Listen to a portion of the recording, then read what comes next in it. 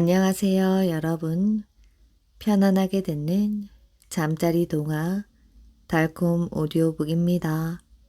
오늘부터 기온이 뚝 떨어진다고 합니다. 차가운 날씨와 함께 짧았던 가을이 멀어져 가는 것 같습니다. 날씨는 차갑지만 따뜻한 마음으로 따뜻한 하루 보내시길 바랍니다. 오늘도 재미있는 옛 이야기 들으시면서 편안한 밤 되시길 바랍니다. 구독과 좋아요는 큰 힘이 됩니다. 오늘의 첫 번째 이야기 시작하겠습니다. 죽은 처녀의 방해. 옛날 어느 마을에 가난하지만 다정한 부부가 살고 있었답니다. 그 부부에게는 걱정거리가 하나 있었는데 3년이 되었는데도 아이가 없는 것이었지요. 하루는 일을 끝내고 돌아온 남편이 한숨을 쉬며 말했답니다. 우리에게는 언제 아이가 생기려나? 너무 걱정 마세요. 삼신 할머니께 정성으로 빌면 귀여운 아이를 점지해 주실 거예요. 부인은 다음 날부터 하루도 빠짐없이 삼각산에 올라가 정화수를 떠놓고 삼신 할머니에게 빌었답니다.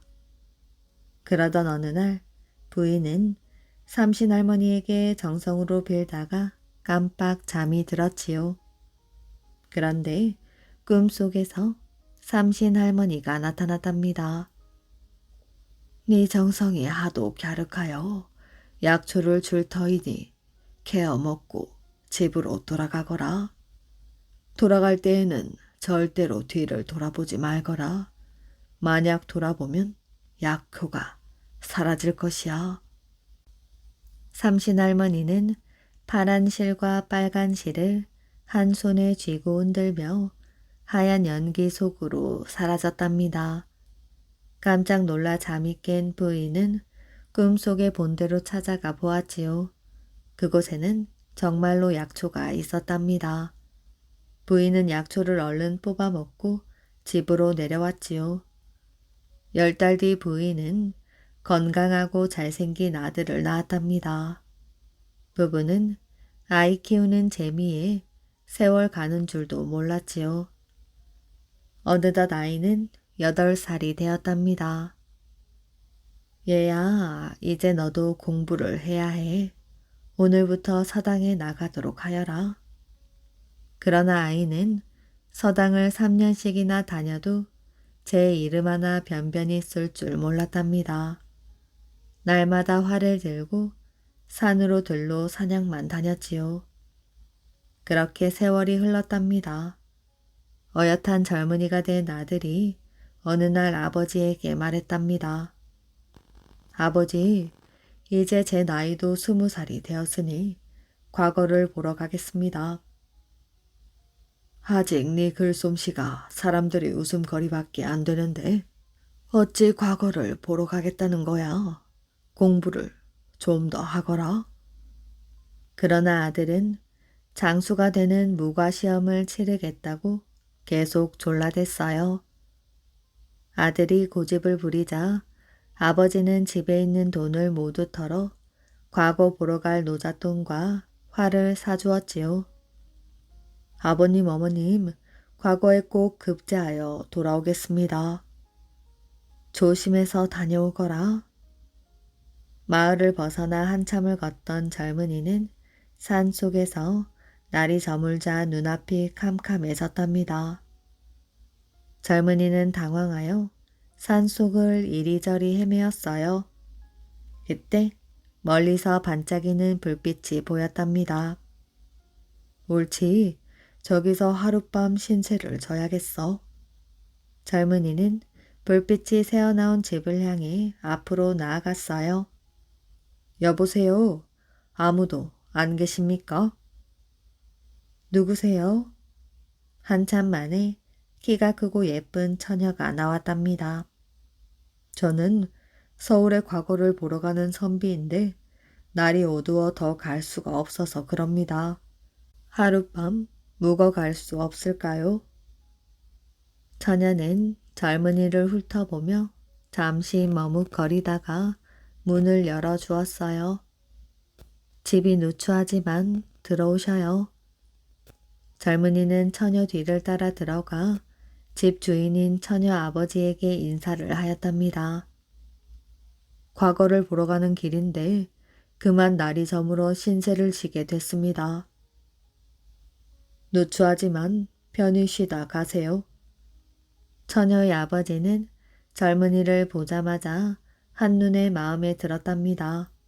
그래서 젊은이를 잘 깨어 사위로 삼아야겠다고 생각을 하였지요.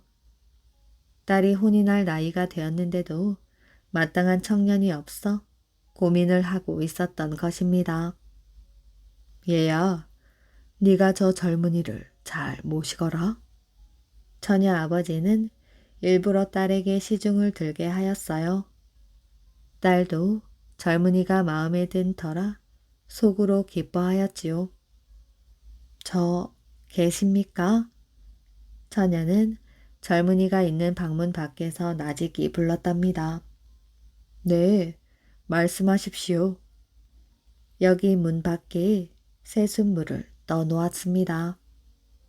처녀는 저녁상도 들고 들어왔어요. 가난한 시골이라 반찬은 많이 없지만 맛있게 드세요. 그러나 젊은이는 처녀와 아버지의 대접이 부담스러웠답니다. 저녁상을 물린 뒤 젊은이가 자리를 펴고 누우려 할 때 문 밖에서 처녀의 아버지의 목소리가 들려왔어요. 젊은이, 주무시오. 아닙니다. 내 할 이야기가 있어서 그런데 좀 들어가도 되겠소? 들어오십시오. 처녀의 아버지는 문을 열고 들어와 젊은이 앞에 앉았습니다. 올해 나이가 몇이오? 20살입니다. 내 보기에 아직 장가를 안 간 총각 같은데. 공부를 하다 보니 그만 과거에 급제하면 장가부터 들어서 늙으신 부모님께 그동안 못한 효도를 해야지요. 그래, 마음에 든 처녀라도 있어? 아닙니다. 그런데 왜 그런 말씀을 하시는지요? 내가 이런 말을 하면 어찌 생각할지 모르겠지만 젊은이가 하도 마음에 들어서 그렇소. 나에게는 딸이 하나 있다오. 그런데 혼이 날 나이가 다 되었는데 신랑감을 찾지 못했다오. 내 딸과 혼이 나는 것이 어떻겠소? 오늘 처음 본 저를 뭘 믿고 그런 말씀을 하십니까?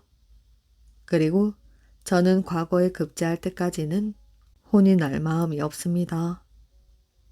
처녀는 방문 앞에서 숨을 죽이며 아버지와 젊은이가 나누는 이야기를 엿듣고 있었어요. 잠시 뒤 아버지가 나오는 소리가 들리자 처녀는 몰래 젊은이 방에 들어갔답니다. 이불을 펴드리러 왔습니다. 어머, 이건 활이네요. 무가시험을 보러 가시나 봐요. 네, 그렇습니다. 이불은 제가 펴지요. 아니에요. 제가 이불을 펴드리고 나가겠습니다. 아니, 그냥 두시고 건너가세요. 제가 할 수 있습니다. 하루 종일 걸었더니 몹시 피곤하여 그만 쉬고 싶군요. 처녀는 더 있고 싶었으나 젊은이가 싫어하는 눈치라 나올 수밖에 없었답니다. 이 집이 수상하군. 잘못하면 여기 붙잡혀서 과거도 못 보게 될지 몰라. 정신을 바짝 차려야지. 젊은이는 그렇게 마음을 단단히 먹었지요. 그런데 잠시 뒤 잠을 자다 목마를 때 마시라고 자리끼를 들고 처녀가 다시 들어왔답니다. 젊은이는 처녀가 방에 들어올 때마다 호통을 쳐서 내쫓았어요. 처녀는 너무 속이 상하였답니다. 자기의 마음을 몰라주는 젊은이에게 분한 마음이 들어 견딜 수가 없었지요. 자기가 너무 못나 젊은이에게 버림을 받았다고 생각하였답니다. 다음날 아침 젊은이는 일찍 일어나 길 떠날 채비를 하고 방문을 열고 나왔지요. 그런데 젊은이가 묵은 방문 앞에 처녀가 죽어 있었답니다. 이때 처녀의 아버지가 뛰쳐나왔지요. 아이고 이거사, 좀 더 기다리지. 젊은이는 너무 놀라 뒤도 돌아보지 않고 도망쳤답니다. 서울에 도착한 젊은이는 무과시험 장소로 갔지요. 시험은 활 5발을 관역에 모두 명중시키는 것이었습니다. 젊은이는 자신만만하게 활을 쏘았지요. 3발 모두 관역 한가운데 명중을 하였답니다. 시험관과 구경꾼들은 젊은이의 솜씨에 놀라 입을 다물 줄 몰랐지요. 그런데 4발째를 쏠 때였어요. 어디선가 회오리 바람이 불어와 화살이 중간에서 꺾어졌답니다. 5발째 화살은 엉뚱한 방향으로 날아갔지요. 젊은이는 이상하다고 생각하였지만 어쩔 수 없이 낙방하고 말았답니다. 그 뒤로도 3년 동안 과거를 볼 때마다 4발과 5발째에는 회오리 바람이 불어와 방해를 하는 바람에 시험의 변번이 떨어지고 말았지요. 그러던 어느 날 젊은이는 용하다는 점쟁이를 찾아갔답니다.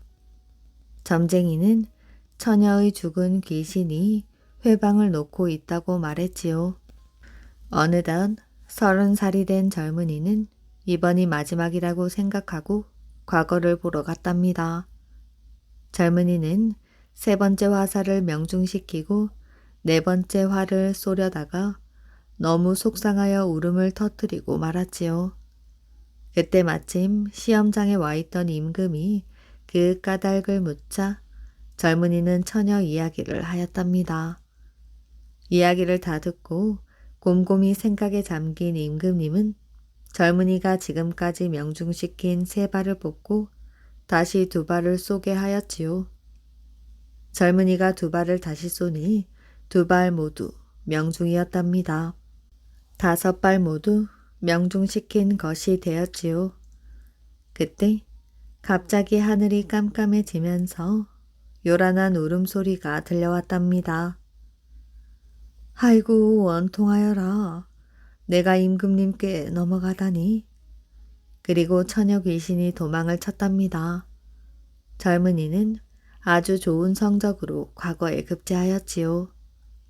이때부터 신기한 꾀를 내거나 감쪽 같은 일이 일어나면 귀신이 곡할 노릇이란 말을 하게 되었답니다. 옥황상제의 벌을 받은 토끼.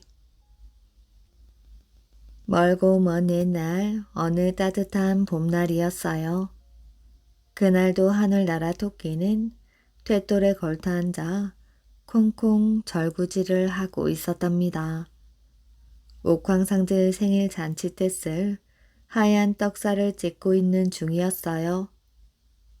토끼가 한창 신이 나서 절구질을 해대고 있을 때였지요. 선녀 하나가 쪽박에 물을 떠들고 토끼 앞으로 다가왔답니다. 금강산에 내려가서 곱게 몸단장을 하고 돌아오는 옥돌 선녀였지요. 토끼야, 어서 이 물을 마시고 땀이나 좀 식히렴. 고마워. 토끼는 물을 단숨에 쭉 하고 들이켰어요. 물맛이 참 좋구나. 너 이 물을 어디서 떠왔어? 금강산에서 떠가지고 온 물이야. 뭐? 금강산? 옥돌 선녀는 고개를 끄덕이고 나서 금강산 구경 자랑을 늘어놓기 시작하였답니다. 물 자랑에 바위 자랑, 구름 자랑, 꽃 자랑, 옥돌 선녀의 금강산 구경 자랑은 끝이 없을 것 같았지요. 우와, 나도 한번 금강산에 가보았으면. 토끼는 부러운 눈길로 옥돌 선녀를 쳐다보았지요. 선녀의 말을 듣고 난 토끼는 절구찌을 생각도 나지 않았답니다. 금강산을 한번 구경하고 오기 전에는 일이 손에 잡힐 것 같지 않았지요. 성질이 급한 토끼는 그 길로 옥황상제를 찾아갔답니다. 옥황상제님, 이 하늘 아래에 금강산이라는 천하 명산이 있다는데 그 산을 한번 보고 온다면 평생 소원이 없을 것 같습니다. 단 하루만이라도 금강산에 내려가 구경하고 올라오게 해 주십시오. 옥황상제는 선뜻 대답을 하지 않고 있다가 물었어요. 네가 가면 떡살은 누가 찍겠느냐? 밤을 12번 밝혀가면서라도 떡살은 꼭 찌어놓겠습니다. 토끼는 생떼를 써가면서 다시 한번 졸랐지요. 토끼의 청이 어찌나 간절한지 옥황상제는 더 이상 막을 수가 없었답니다. 정소원이라면 그리하거라. 헌데 해가 지기 전에는 꼭 돌아와야 해. 알겠지? 예, 꼭 그렇게 하겠나이다. 토끼는 옥돌 선녀를 찾아가 무지개 다리를 빌려가지고 그 다름으로 금강산에 내려왔답니다. 외금강 입구의 달걀 바위산에 무지개 다리를 세워놓은 토끼는 금강산 12,000 봉우리가 한눈에 굽어 보이는 높다란 세존봉 줄기를 타고 깡충깡충 뛰어 올라갔답니다. 토끼는 그만 입을 쩍 벌리고 말았지요. 눈앞에 펼쳐진 경치가 너무나도 황홀했기 때문입니다. 하늘나라에서는 정말 상상조차 할 수 없었던 신비로운 경치였지요. 우와! 토끼는 벌어진 입을 다물지 못하고 연신 탄성을 올렸답니다. 황홀경에 빠진 토끼는 시간 가는 줄도 모르고 마냥 구룡연 계곡을 내려다보고 있었지요. 어느덧 해가 꼴깍 넘어가고 땅거미가 지기 시작하였답니다. 그제야 토끼는 아차하고 귀를 꼬집어 뜯으며 제정신을 차렸지요. 토끼는 부랴부랴 무지개 다리를 세워둔 달걀 바위산으로 달려갔답니다. 그런데 어찌된 영문인지 무지개 다리가 보이지 않았답니다. 토끼는 두 눈만 말똥거리며 서 있었지요. 그때 하늘에서 옥황상제의 녹이 띈 목소리가 드렁드렁 울려왔답니다. 네 이놈, 이제 보니 느려 빠지기가 용궁 거북이 같은 녀석이구나. 너 같은 놈은 필요 없으니 다시는 하늘로 올라올 생각일랑 말거라. 옥황상제는 토끼를 한동안 꾸짖고 나서 불방망이를 휘둘러댔지요. 그러자 하늘이 금세 무너져 내릴 듯한 요란한 소리가 들리더니 시뻘건 불덩이 하나가 토끼 등에 뚝 떨어져 내렸답니다.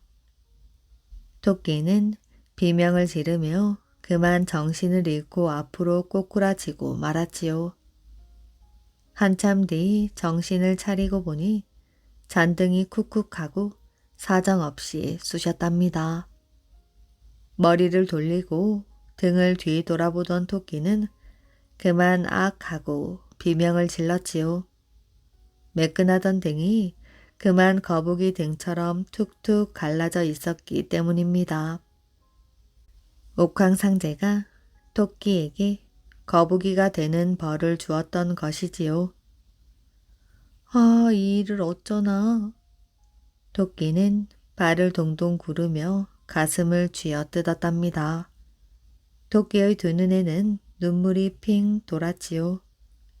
토끼는 매정한 옥황상제를 원망하며 밤새도록 슬피 울고 또 울었답니다. 다음날 이른 아침 동해 바다 위 불덩이 같은 애가 금빛 노을을 뿌리며 불끈 떠올랐지요. 노을 빛을 받은 금강산 12,000 봉우리가 불 기둥처럼 활활 타오르는 것 같았답니다. 우와!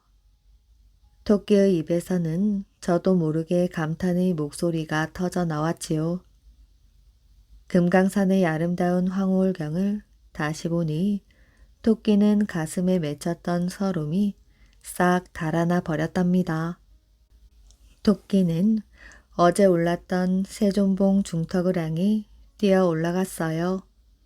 그러고는 구롱년 계곡을 정신없이 마냥 내려다 보았답니다.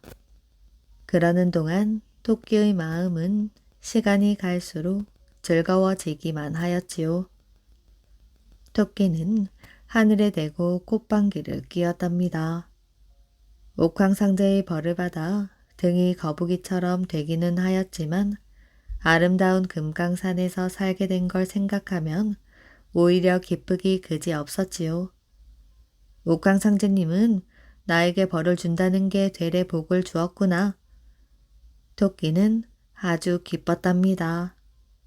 그리하여 토끼는 그날부터 아름다운 금강산을 마음껏 구경하며 살 수 있게 되었지요. 오랜 세월이 흐르는 동안 토끼는 그만 거북이 등 모양 그대로 돌이 되어 굳어지고 말았답니다. 돌로 굳어진 토끼는 오늘도 금강산 12,000 봉우리를 한눈에 굽어보면서 세존봉 중턱에 옛날 모습 그대로 꿇어앉아 있답니다. 인도로 떠난 원효 대사. 신라 선덕 여왕 때 원효 대사가 아직 도를 깨닫기 전의 일이었어요. 그는 불가의 이치를 깨닫고자 훌륭한 스승을 찾아 전국을 헤맸으나 그를 깨우쳐줄 스승이 없었답니다.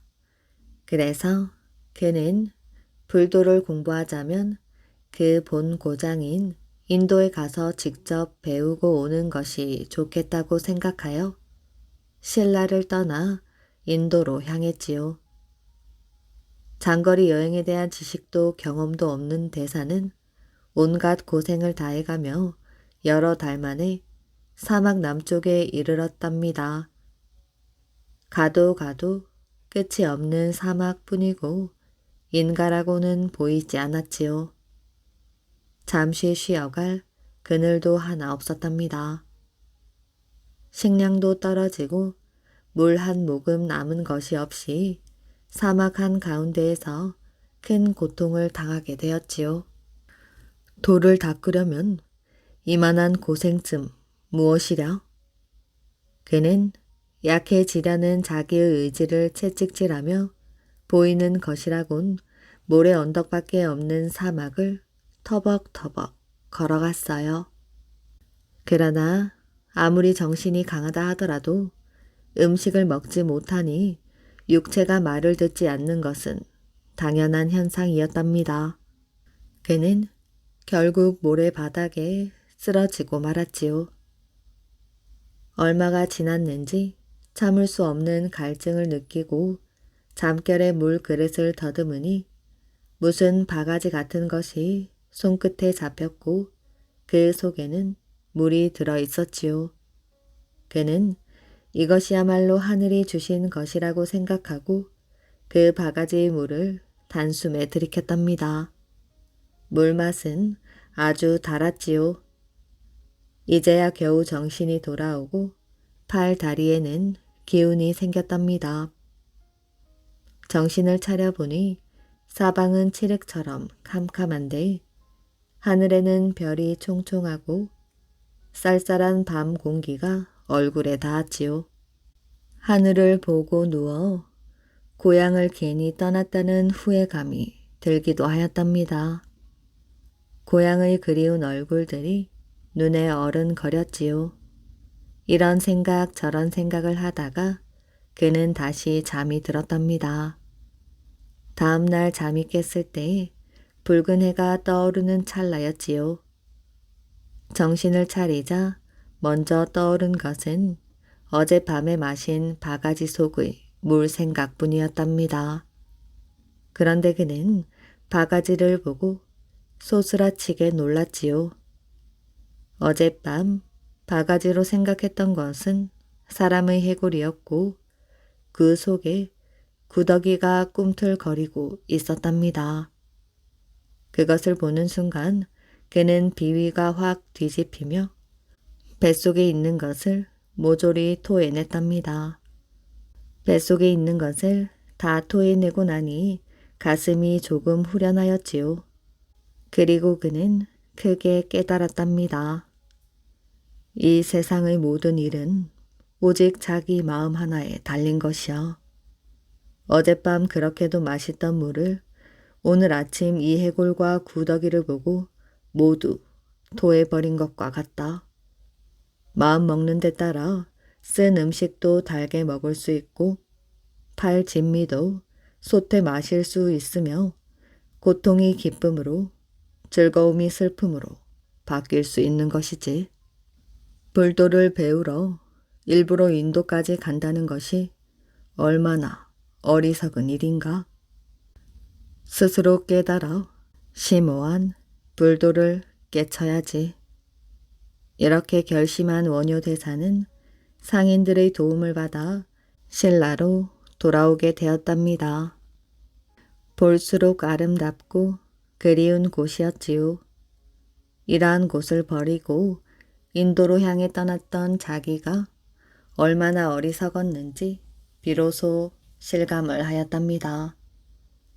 귀국한 원효는 조용한 곳을 찾아다녔어요. 그의 발길은 드디어 소요산에 이르렀지요. 이곳이야말로 내가 찾던 곳이로구나. 걸음을 멈춘 원효는 원효목 바위 위에 앉아 백일을 하루같이 명상에 들어갔지요. 이 세상의 모든 고뇌와 번민을 깨치자는 것이었습니다. 그는 매일 동자가 갖다주는 밥을 먹어가며 잡념을 버리고 수도에 정진하였지요. 백일의 수도 기간이 끝나자 그의 정신은 혼미해져 꿈인지 생시인지 분간하기 어려울 정도로 몽롱해지고 사물의 정신이 쾌락해지더니 지금까지 세상의 의심스럽던 일이 확연히 통달하게 되었답니다. 그리고 그 어렵던 불교의 이치도 환하여 막히는 것이 없게 되었지요. 원효 대사가 소요산에 있던 어느 날 시중 들던 동자아이가 밥을 지으려고 물을 길러 나갔는데 폭포 아래 연못 가운데에서 큰 뱀이 나와 아이를 삼켜 먹어버렸지요. 이 사실을 안 원효 대사는 부처님 앞에 나아가 부처님을 원망하였답니다. 부처님께서는 작은 벌레 같은 미물까지도 보호하시는데 하물며 제가 데리고 있던 동자아이가 이런 참혹한 일을 당하니 부처님의 영험함이 어디에 있다 하겠습니까? 어린 동자의 죽음이 원효에게는 너무나 큰 충격이었던 것입니다. 그런데 원효의 원망하는 기도 소리가 채 끝나기도 전에 갑자기 벼락치는 소리가 요란하게 들렸지요. 원효 대사는 이상한 생각이 들어 밖을 내다보니 폭포 소 가운데에서는 피가 흥건히 괴어 있었답니다. 그제야 그는 동자를 잡아먹은 뱀이 벼락을 맞아 죽은 것을 알게 되었지요. 그 후 원효 대사는 더욱 열심히 공부하여 드디어 일대의 명승이 되었지요. 그리하여 지금까지 원효 대사의 불교는 우리나라 불교의 경지를 개척한 것입니다. 이 원효 대사가 수도하던 바위는 소요산의 자제암으로 가는 길에 있는데 깎아지른 듯이 험악하답니다. 지금도 폭포는 소리를 내며 절벽에서 떨어지고 동자를 삼킨 뱀이 살았다는 폭포 아래 연못에서는 푸른 물결이 넘실거려 금방이라도 살아있는 용이 꿈틀거릴 것만 같답니다. 청나라 왕비가 된 공주. 때는 인조 15년 임금이 남한산성으로 피난하여 들어간 지 45일 만에 청군에게 항복을 하게 되었답니다. 그 항복 조목에는 명나라와 교분을 끊고 청을 따를 것이며 왕자 형제와 정승들의 자질을 볼모로 하여 청으로 데려가고 청이 명나라를 칠 때에는 군사를 보내어 돕는다는 등의 9가지 조목과 해마다 황금 100냥, 은 1000냥 등의 많은 조공을 하기로 하는 중 화평을 굳게 한다는 뜻에서 왕가를 비롯하여 신하들 사이에도 혼인을 한다는 조목이 있었답니다. 왕이 이러한 굴욕적인 조건에서 왕자를 이끌고 산성을 나서게 된 것이었습니다. 왕과 왕자가 전쟁 때의 옷을 입고 말 위에 올라 뒤따르는 신하 500명을 인솔하고 산성의 서문을 나서서 청나라의 태종을 만나게 되는 삼전도로 향하였어요. 이때 남한산성 속에 임금을 모시고 와 있던 군졸은 물론이고 여러 신하와 그의 가족들은 이 처량한 행렬을 내보내면서 하늘을 우러러 보기도 하고 땅을 치기도 하며 울부짖었답니다. 이렇게 청을 대국으로 섬기게 된 후 그 항복 조목에 있는 것과 같이 이 나라 공주를 청으로 출가하여 달라는 연통이 왔답니다. 이 연통을 받은 조정에서는 소란이 일어났지요. 각 정승들은 날마다 모여 의논이 분분하였답니다. 우리나라 군사의 힘이 미흡하여 싸움에 지기는 하였으나 청나라와 같은 오랑캐에게 공주나 옹주를 출가하게 할 수야 있겠소? 이렇게 반대를 하는 신하가 있는가 하면 그런 것쯤은 모두 아는 일이요. 그러면 이것을 거역하고 오랑캐와 다시 싸우겠단 말씀이요. 그것은 안 될 말이 아니겠소? 이렇게 찬성을 하는 신하도 있었답니다. 그러다가 한 재상이 말하였지요. 좋은 수가 있소. 나라를 위하는 마음은 모두 같은 마음인데 양반들의 딸 중에서 간택을 하여 공주나 옹주로 칭하면 되지 않겠소? 그 말에 군신들은 모두 찬성을 하였으나 그러면 누구 딸을 간택할 것인고? 라는 말이 나오자 모두 신하들은 또 입을 다물고 말았지요. 아무리 나라를 위하는 일이라고 하더라도 짐승보다도 싫어하는 오랑캐의 아내로 귀여운 딸 자식을 보내어 한평생을 두고 슬픔 속에서 살게 하기는 싫었던 것입니다. 그렇다면 백성들 중에서 일색을 뽑아 공주로 삼아 보냅시다. 자기네들은 싫은 일이라 이것을 백성들에게 떠넘기려는 수작이었지요. 신하들은 모두 찬성을 하였지요. 그런데 이 말을 들은 노대감 한 분이 머리를 가로저었답니다. 그건 안 될 말이오. 상놈의 딸을 보낸 줄 알았다가는 노여움을 살 게 분명하오. 아니, 도리어 더 무서운 침노를 당할 것인즉 아무리 상놈의 자식이라고는 하더라도 사람 하나를 버리고 나라가 욕보기는 같지 않겠소. 그 자들은 자기들을 욕보였다고 기고만장할 것이 틀림없는 일이오. 신하들은 좀처럼 이 일을 매듭 짓지 못하였답니다. 이렇게 온 나라가 수심에 쌓여 있는데 약삭빠른 신하들은 그리 나이가 차지도 않은 딸을 불시에 혼인을 시키는가 하면 한편으로는 세상 사람들의 눈을 속여가면서 산중에나 혹은 벽촌에다 숨기는 일까지 벌어지게 되었답니다. 그러자 조정에서 공주나 옹주는 차마 청나라에 보낼 수 없으니 종친 중에 간택을 하여 보내면 청의 뜻에도 맞고 한편 종친들은 항시 나라덕을 보면서 이에 대한 보답은 없었으니 이러한 기회에 보답을 하여야 할 것이 아니겠느냐 하는 말이 어떻게 나와서 떠돌게 되었답니다. 당시 종친 중 금림군 이계윤이라는 분이 있었지요. 금림군은 원래 인품이 깨끗하고 나라 일을 걱정하는 것이 남다른 사람이었답니다. 그는 정묘와 병자 두 난리에 항시 인조의 뜻을 따라 고초를 함께 겪은 종실로 인조는 어려운 자리에 부딪혔을 때마다 친히 그를 골에 들게 하여 하문하는 처지였지요. 날이 갈수록 청나라의 청에 대한 채근이 잦아 임금은 금림군을 은밀히 대궐로 불러서 금림군의 의견을 물었답니다.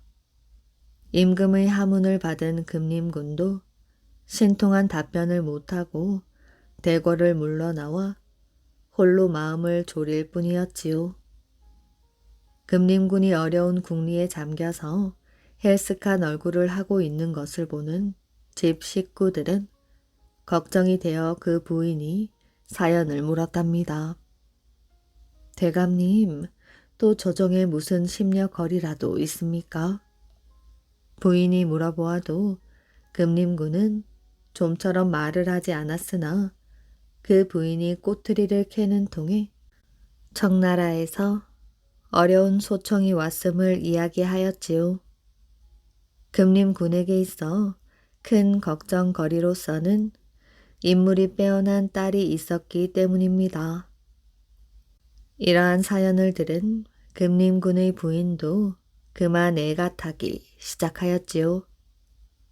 금림군 내외는 날로 행색이 초췌하여 갈 따름이었답니다. 이것을 눈치챈 것은 금림군의 딸 의순이었지요.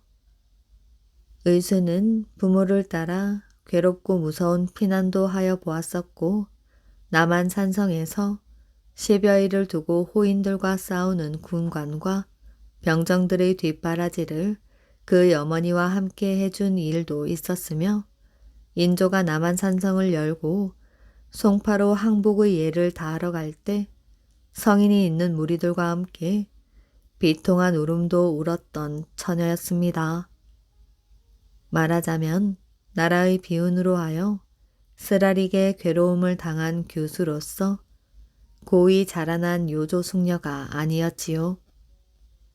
그는 부모들이 심려하고 걱정에 잠겨 있는 것을 보자 자기도 걱정에 잠기지 않을 수가 없었답니다. 이렇게 아무도 나서지 않는다면 청나라는 기필코 항복 조목을 어겼다고 다시 이 나라를 침범할 것이 틀림이 없었지요. 정묘, 병자 두 난리에 얼마나 오랑캐에게 많은 백성들이 사륙을 당하였으며 또한 여인들은 얼마나 수없는 능욕을 당했던가요. 그렇다면 한 사람을 희생하여 이 나라의 모든 백성이 살아야 할 것인데 누가 나갈 것인가 생각이 들었답니다. 의수는 이러한 괴로움으로 초당인 자기 방에서 며칠씩 잠을 이루지 못하였답니다. 시간은 자꾸 흘러 청나라에 대하여 회답을 할 날이 다가왔지요. 금림군은 의순을 시골로 몰래 보낼까 하여 부인과 의논을 하였답니다. 이때 입궐을 하려고 금림군이 관복을 갖추어 입고 자비를 마련하고 있을 때 의순이 살며시 그의 아버지 앞으로 나왔답니다. 아버지께 아뢰올 말씀이 있사옵니다. 무슨 말이냐? 어디 좋은 혼처라도 있단 말이야? 금림군은 딸의 눈치를 살피면서 물었지요. 소녀가 이미 결심한 바 있사오니 공주나 옹주 또는 세상의 모든 불쌍한 처자들을 괴롭히게 하지 마시고 소녀가 출가를 하겠사옵니다. 그러니 오늘 궐에 드시거든 상감 마마께 자진하여 아뢰어 주십시오. 그의 아버지와 어머니는 아연실색하였으나 딸의 굳은 뜻을 알자 딸의 청에 응하지 않을 수가 없었답니다. 금림군이 상감에게 그 뜻을 아뢰니 장한지고 그렇다면 도승지에게 일러서 금림군의 딸은 종실의 딸인즉 당장 공주로 봉하고 모든 차비를 마련하라. 이어서 조정은 의순 공주라는 칭호를 내리는 동시에 그의 친정인 금림군에게 후한 상은 말할 것도 없고 호화스러운 혼인 행차를 꾸몄답니다. 의순 공주의 신행이 대궐 정무를 나서자 장안의 무관과 문관을 비롯하여 처녀들이 예를 갖추어 떠나보내기 위하여 한 길을 메웠답니다. 의순 공주의 신혼 행차는 임금님의 거동보다도 찬란하였던 것입니다. 수십 명의 시녀들이 의순 공주를 모시고 따라섰답니다. 공주의 행차는 이것만이 아니었어요. 수십 바리에 가득가득 혼수를 넣은 행담의 혼수 바리가 보는 사람의 눈을 황홀하게 만들어 주었답니다. 이렇게 황홀찬란한 행렬이었으나 이를 보던 처녀들은 모두 눈시울을 붉혔지요. 오랑캐로 떠나는 의순공주는 화려한 웃음을 지으면서 여러 여인들을 대신하여 타국이며 오랑캐 나라로 떠나는 나를 즐겁게 하여 주오 하고 찬연한 활옷을 거두어 올리고 손을 내밀어 창 밖에서 저으며 처녀들에게 대답하였답니다. 이렇게 몇 달이나 걸려 청나라 심양에 당도하니 심양의 사대문과 거리거리에는 의순 공주를 반기는 폭죽을 올렸답니다. 그리고 구왕 다이곤이 몸소 맞이하여 그의 비로 삼았지요. 구왕 다이곤은 의순 공주의 뛰어난 재주와 용모에 온 정신을 잃을 정도여서 공주는 갖가지로 극진한 대접을 받았답니다. 꽤 많은 토끼. 어느 깊은 산 속에 꽤 많은 수토끼가 살았답니다. 어느 날 수토끼가 곰의 굴에 들어갔지요. 마침 어미곰은 먹이를 구하러 밖으로 나가고 낳은 지 2달 되는 새끼 곰만 있었답니다. 토끼가 여러 새끼 곰들에게 말했지요. 내가 너희 어미의 남편이지. 네 어미가 집에 있었다면 참 좋았을 것을 하면서 제 새끼나 되는 듯 앞발로 새끼 곰의 머리를 쓰다듬고 깡충깡충 뛰어나갔답니다. 새끼들은 제 어미가 들어오자 조금 전 있었던 일을 이야기하였지요. 엄마, 남편이라는 이가 찾아왔었는데요. 검은색이었어? 갈색이었어? 엄마 곰은 정말 곰이 찾아온 줄 알고 물었어요. 갈색인데 엄마보다 너무너무 작더라. 엄마는 이렇게 큰데 아빠는 왜 그리 작아요? 새끼 곰의 이야기를 들은 어미곰은 또 그 교활한 수토끼가 다녀간 것이 아닌가 의심이 가서 물었지요. 귀는 쫑긋하고 앞다리는 길지? 네, 맞아요. 눈은 구슬처럼 동그랗고요. 틀림없는 수토끼였지요. 잡히기만 하면 혼내주려고 단단히 벼르고 있었으나 그때마다 날쌔게 도망치는 바람에 번번이 놓치고 말았지요. 어미곰은 새끼 곰들에게 단단히 일렀답니다. 그놈은 엄마 친구가 아니야. 토끼라는 아주 교활한 놈인데 앞으로 그놈이 다시 들어오거든 앞발로 후려치거라. 그러고서 요놈이 재미를 보았으니 또 다시 올 테지 하고 숨어서 기다렸어요. 아니나 다를까 수토끼는 주위를 살피면서 살금살금 다가오는 것이었지요. 어미곰은 이때다 하고 달려가 덮치려 하자 토끼는 몸을 날려 숲을 속으로 달아나 버렸답니다. 곰이 화가 나서 씩씩거리며 쫓아가다가 칡 넝굴에 엉켜서 오도가도 못하게 되었지요. 그때 마침 독수리가 하늘을 날다가 쏜살같이 내려와 토끼를 채어가니 곰이 쳐다보며 잘 되었다는 투로 말하였어요. 넌 이제 어디로 가는 것이야? 옥황상제께서 내 간을 약으로 쓰려고 독수리를 보내어 나를 맞이하러 왔구나. 전에는 용궁에 갔다 왔더니 이번엔 하늘나라 구경까지 하게 되었다. 토끼는 잡혀가는 중에도 큰 소리는 여전하였지요. 그러나 독수리는 옥황상제라는 말에 그만 토끼를 놓아버렸답니다. 높은 공중에서 떨어진 토끼는 바닷가 모래사장에 나둥그러졌지요. 얼마를 지났는지 정신을 차리고 보니 끝없는 모래사장의 바닷물만 출렁거릴 뿐이었답니다. 배가 고파 풀이나 뜯어 먹으려고 사방을 둘러보았으나 풀 한 폭이 없는 모래섬에 갇힌 신세가 되었지요. 그냥 있다가는 굶어 죽기 십상이고 저 멀리 보이는 육지로 건너가자니 수영을 하지 못하여 애만 태우고 있을 때였지요. 자라 한 마리가 무트로 엉금엉금 기어 올라왔답니다. 자라를 골려주고 싶은 생각이 났지요.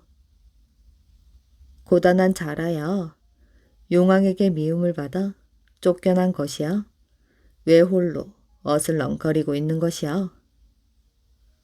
고기와 자라가 모두 나의 친구들인데 어찌 나를 고단하다고 하는 거야. 그 말을 누가 믿겠어. 정말 그렇다면 다 불러 모아봐.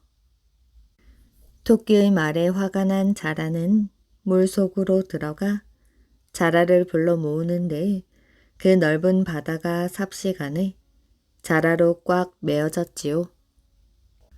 계획이 들어맞은 토끼는 몇 마리나 되는지 어디 한번 세어볼까 하면서 깡충깡충 뛰어서 떠있는 자라의 등을 차례로 뛰어넘으며 한 자라 두 자라 천 자라 만 자라 세다 보니 어느덧 육지에 닿아 뒤를 힐끔 돌아보며 말했지요. 너희들 참 고마워. 토끼는 산 속으로 달아나 버렸답니다. 그런데 토끼에게 그날은 운수가 좋지 않은 날이었던지 이번에는 사냥꾼이 덫에 걸리고 말았지요. 이제는 꼼짝없이 죽겠구나 하면서 낙담을 하고 있는데 어디선가 파리 한 마리가 윙하면서 옆에 와 앉았답니다.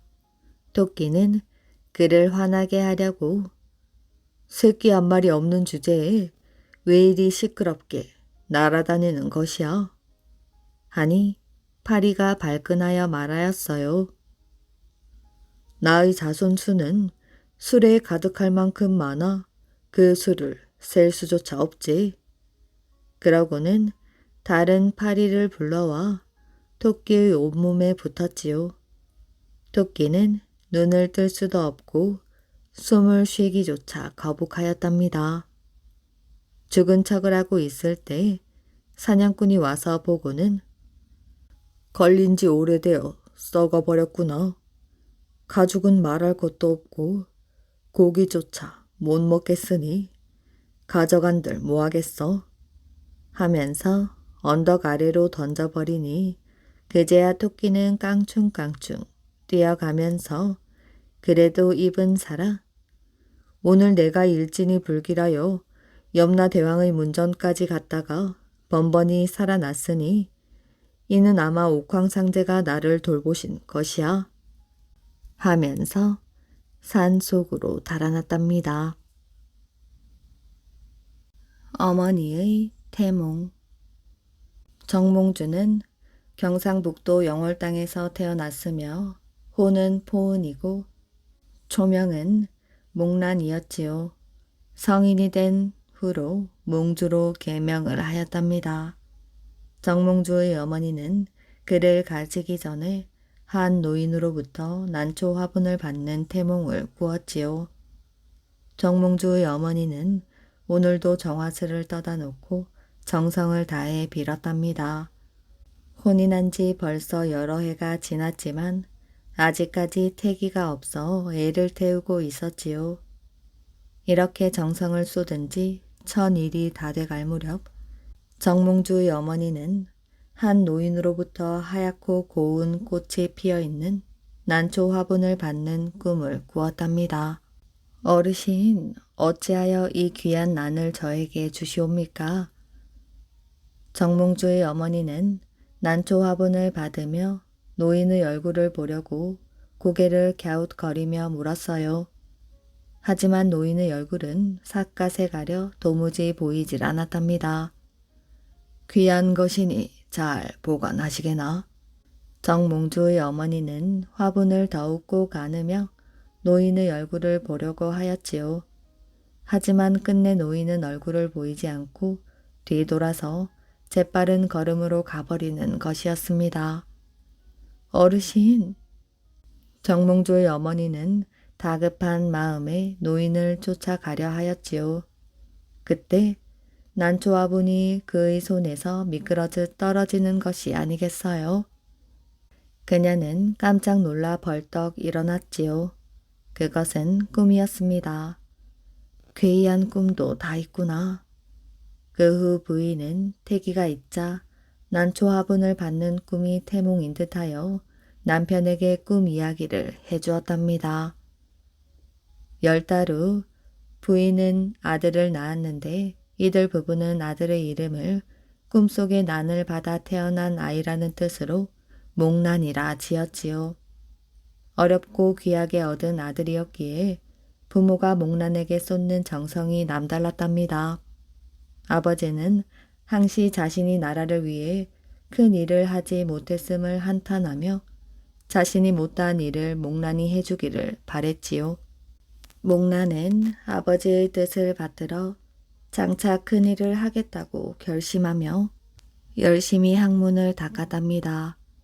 어머니 또한 몽란을 위하여 정성을 다하였지요. 어머니는 몽란이 어릴 적 옷을 하나 지어 입히더라도 옷 속감은 언제나 붉은색으로 지어 입혔어요. 그것을 궁금히 여긴 사람들이 그 까닭을 물으면 이렇게 대답하였답니다. 별다른 뜻이 있겠습니까? 그저 어찌하다 보니 그리 된 것이지요. 그러나 부인이 붉은색 속감으로 몽란의 옷을 짓는 데는 깊은 뜻이 있었지요. 몽란이 어느 정도 크자 이씨 부인은 숨겨온 속마음을 말해 주었답니다. 몽란아, 이 어미가 항신 이 옷의 속감으로 붉은색 천을 쓰는 이유를 알고 있는 것이야. 소자 어찌 어머니의 깊으신 뜻을 알 수 있겠사옵니까? 어린 몽란의 대답에 어머니는 대견스러운 듯 아들을 바라보며 말했어요. 사람들은 살면서 각자 마음속에 자신만의 열망을 갖게 되는데 그것은 태양처럼 붉은 빛을 띈단다. 그리고 그 열망을 이루기 위해 혼신의 열정을 모두 바치게 되지. 하지만 사람에 따라서는 그 열망을 어느 순간 포기하기도 하는데 그렇게 되면 그 사람의 삶은 시든 꽃처럼 금방 허무해지고 만단다. 그러나 너만은 항상 가슴속에 붉은 열망을 간직하고 살기를 바라는 것이 이 어미의 마음이야. 그래서 늘 너에게 붉은 속감을 덧댄 옷을 지어 입힌 것이야.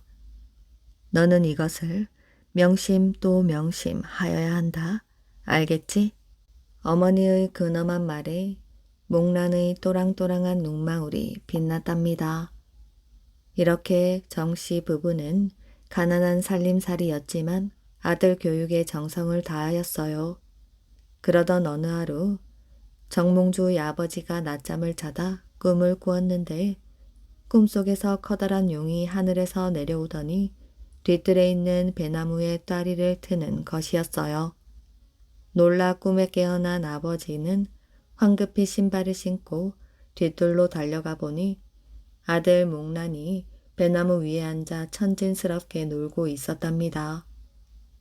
이를 본 아버지는 아들을 나무에서 내려 품에 안으며 넋이 나간 듯 중얼거렸어요. 너야말로 하늘이 내린 우리 가문의 보배 중의 보배로다.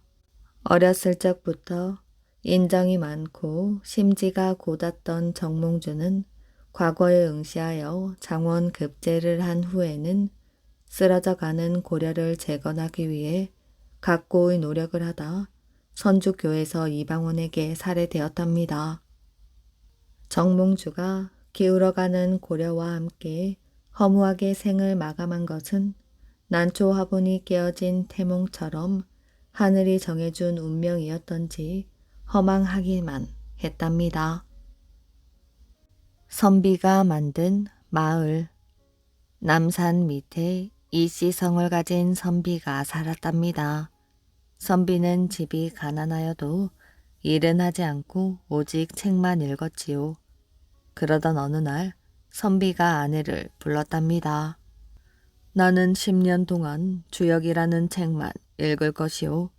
그동안 당신이 살림을 좀 꾸려주시오. 그렇게 하시지요. 그날 이후로 선비는 밖에도 나가지 않고 밤이나 낮이나 오직 방 안에서 책만 읽었답니다. 선비가 방에 틀어박혀 책만 읽은 지 7년째 되는 날이었어요. 하루는 책을 읽다가 우연히 아내가 있는 방 안을 쳐다보았답니다. 그런데 아내는 보이지 않고 머리를 깎은 중 하나가 그 방에 누워있는 것이었어요. 선비가 깜짝 놀라 문을 열고 그 방에 들어가 보니 머리 깎은 중은 바로 자기의 아내였답니다. 어찌하여 이 모양이 되었소? 아무것도 먹지 못한 지 5일이나 되었습니다. 7년 동안 당신 뒷바라지를 하느라 내 머리도 이렇게 모두 빠져버렸지요. 선비는 길게 한숨을 내쉬었어요. 머리카락이 모두 빠져버린 아내를 보자니 마음이 아팠지만 책 읽기를 그만둘 수도 없었답니다. 선비는 한참 동안 앉아 있다가 조선에서 제일 부자인 홍동지를 찾아갔지요. 내가 기니 쓸 때가 있으니 3만냥만 빌려주시오. 홍동지는 전혀 모르는 사람이 자기를 찾아와 큰 돈을 빌려달라고 하자 당황하였지요. 혹시나 자기가 무슨 실수를 했나 하여 홍동지는 조심스레 선비에게 물었답니다. 혹시 나를 아시오? 모르오. 홍동지는 한참 동안 선비를 바라보았답니다. 그러더니 말을 이었지요. 3만냥이면 말 100마리가 끌어야 될 만큼 많은 돈이오. 그 돈을 어디로 보내드리리까? 오늘 내로 남산 밑에 있는 우리 집으로 보내주시오. 선비는 홍동지와 그렇게 약속하고 다시 집으로 돌아왔답니다.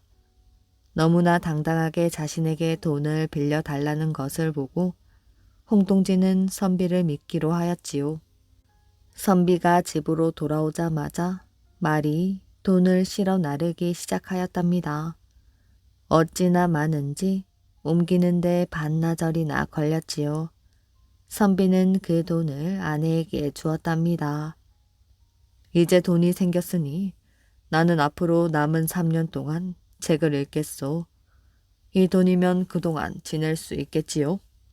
선비는 다시 방으로 들어가 책을 읽기 시작하였어요.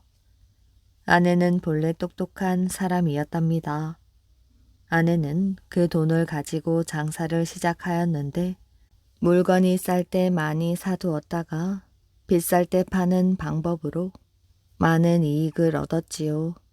3년 동안 무려 수만 양이나 되는 돈을 벌어 선비의 집도 넉넉해졌답니다.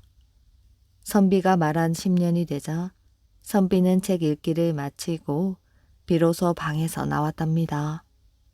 방에서 나온 선비는 제일 먼저 홍동지에게 빌린 3만 양뿐 아니라 집에 있는 것은 쌀 한 톨도 남기지 않고 모두 홍동지에게 보냈답니다. 보낸 것은 3만 양의 몇 배나 되는 돈이었지요.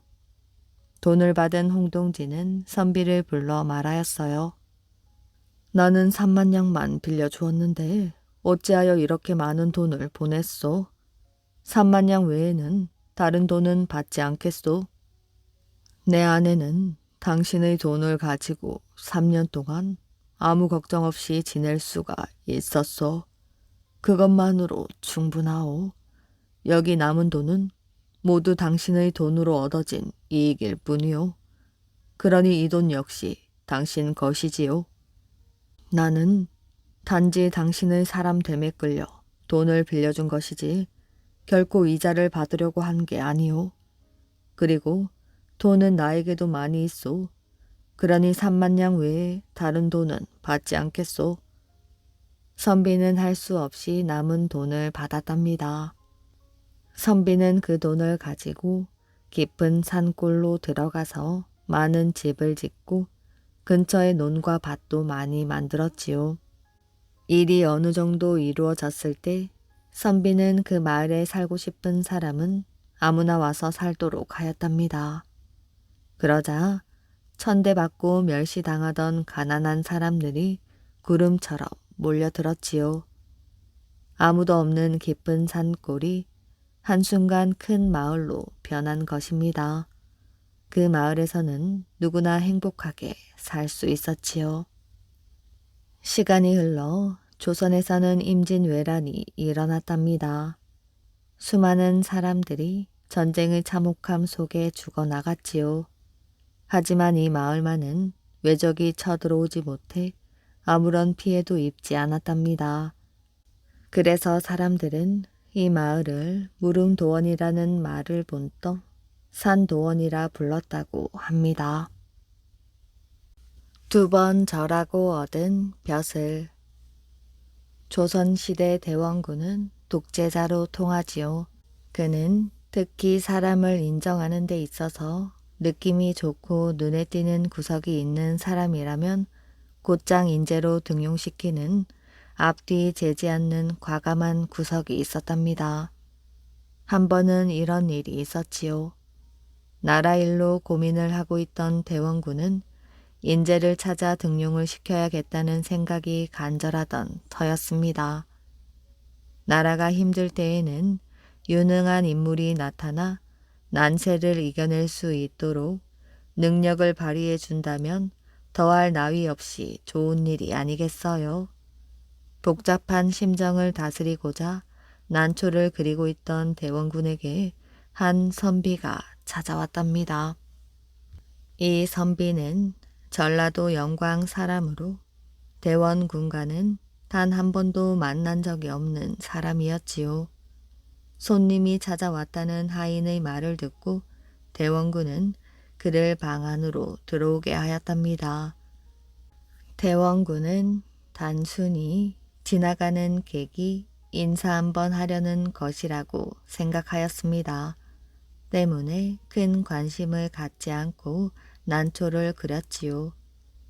선비는 조심스럽게 들어와서는 쳐다보지도 않는 대원군의 도도한 자세에 어찌할 바를 몰라 난처해 하더니 절을 올렸답니다. 그의 행동은 매우 공손했고 기품이 있어 보였지요. 하지만 대원군은 전혀 관심을 주지 않았답니다. 그런데 선비는 절을 하고 일어나더니 다시 한번 큰 절을 올리는 것이었지요. 산 사람에게는 절을 한 번 하는 것이 예의이고 죽은 사람에게나 2번을 하는 것인데 절을 2번 받았으니 대원군으로서는 화가 날 수밖에 없는 일이었지요. 네 이놈, 여기가 어느 안전이라고 못돼 먹은 짓을 하는 것이야. 어찌 멀쩡하게 살아있는 나에게 절을 2번씩 하는 것이냐? 네 놈은 어떤 놈이더냐? 그러자 선비가 말했어요. 저는 예의에 어긋나는 짓을 했다고 생각하지 않습니다. 처음 한 번은 인사를 올리는 절이었고 2번째 절은 그만 물러가겠다는 인사를 드린 절이옵니다. 듣고 보니 틀린 말은 아니었어요.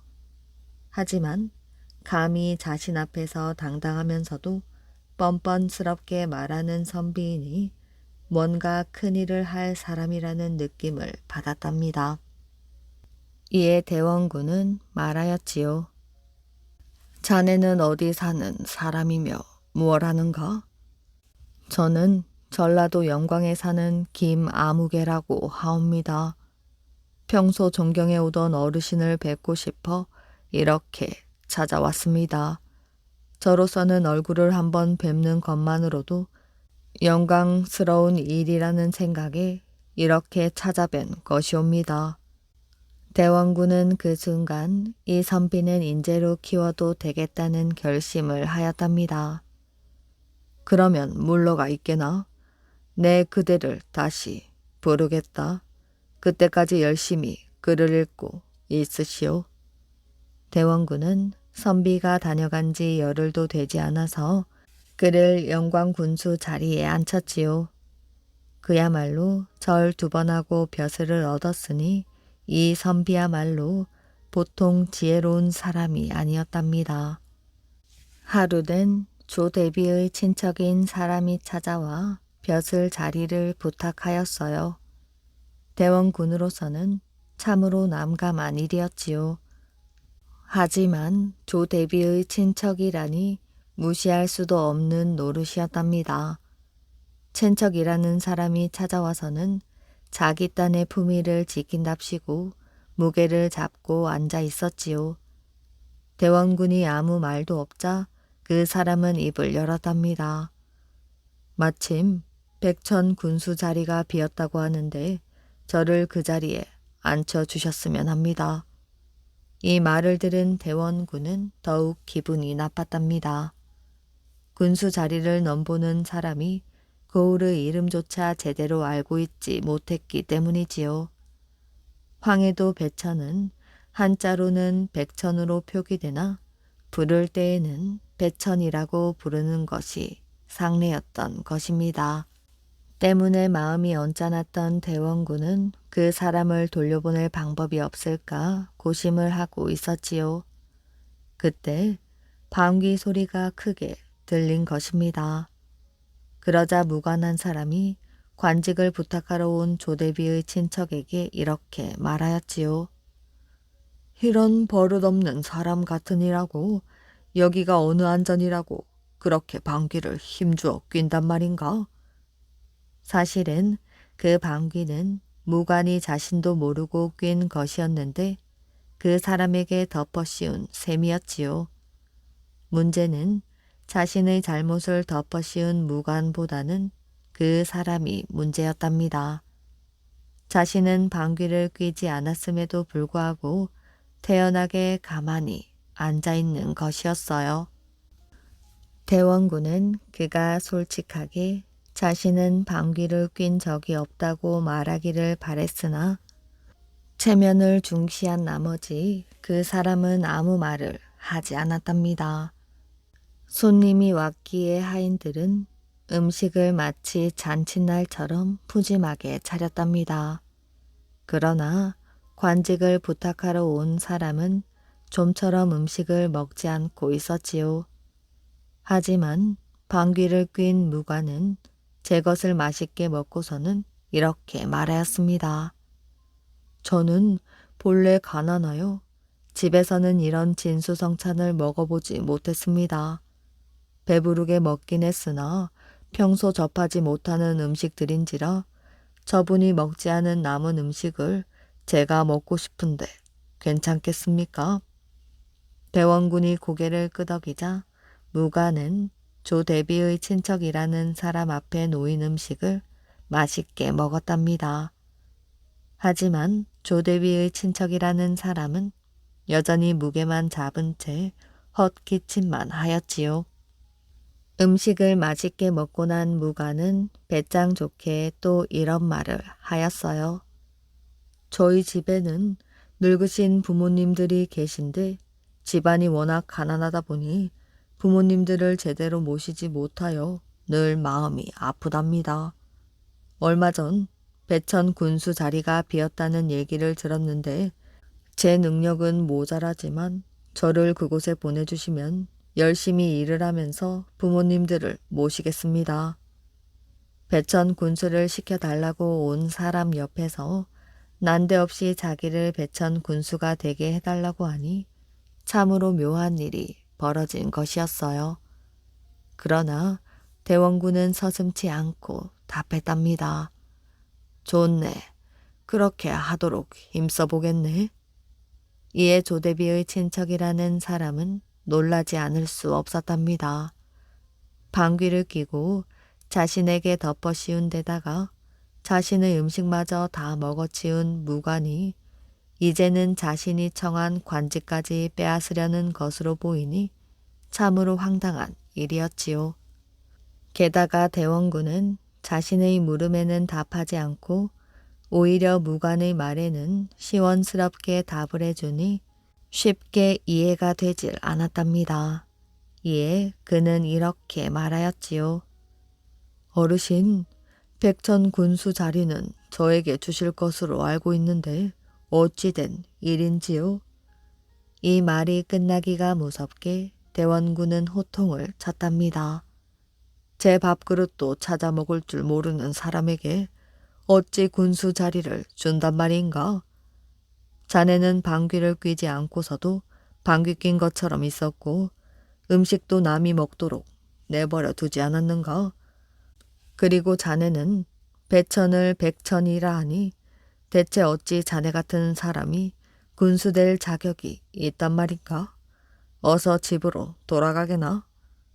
솔직하지 못한 사람을 싫어하는 대원군의 일화 중 하나였답니다. 이야기 재미있게 잘 들으셨나요? 오늘의 이야기는 여기까지입니다. 끝까지 이야기를 들어주셔서 정말 감사합니다. 오늘도 편안한 밤 되시길 바랍니다.